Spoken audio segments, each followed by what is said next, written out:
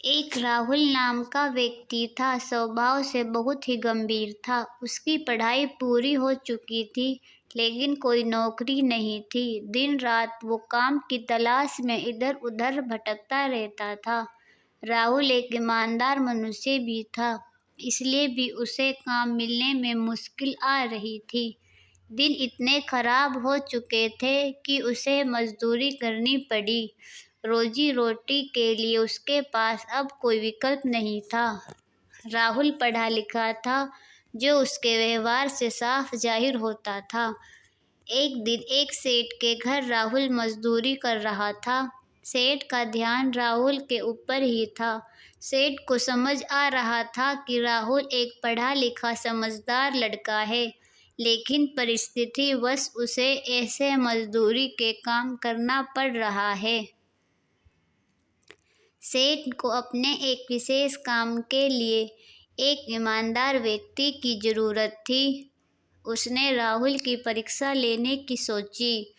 उसने एक दिन राहुल को अपने पास बुलाया और उसे 50,000 रुपये दिए, जिसमें 100-100 के नोट थे, और कहा, भाई तुम ईमानदार लगते हो, ये पैसे मेरे एक व्यापारी को दे आओ।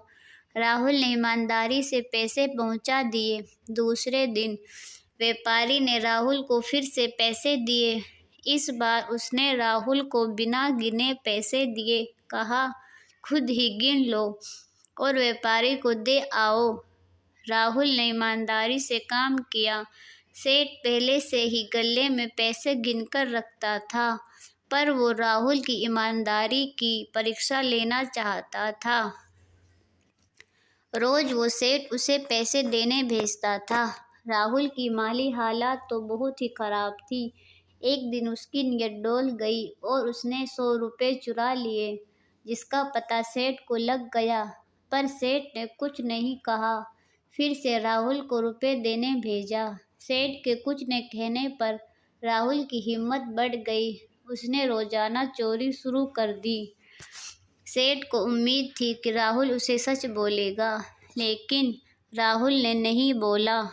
एक दिन सेठ ने राहुल को काम से निकाल दिया। वास्तव में सेठ अपने जीवन का एक सहारा ढूंढ रहा था।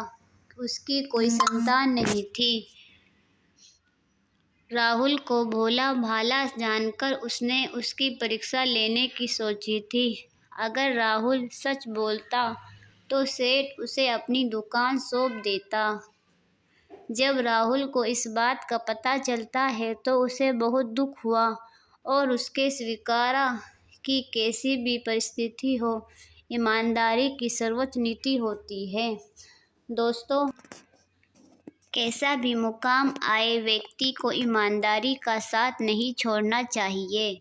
ईमानदारी जीवन की वो कमाई है जो मुश्किल है, लेकिन कभी गलत अंत नहीं देती। अगर आपको मेरी वीडियो अच्छी लगे तो लाइक एंड सब्सक्राइब करें और कमेंट करके बताएं आपको ये स्टोरी कैसी लगी।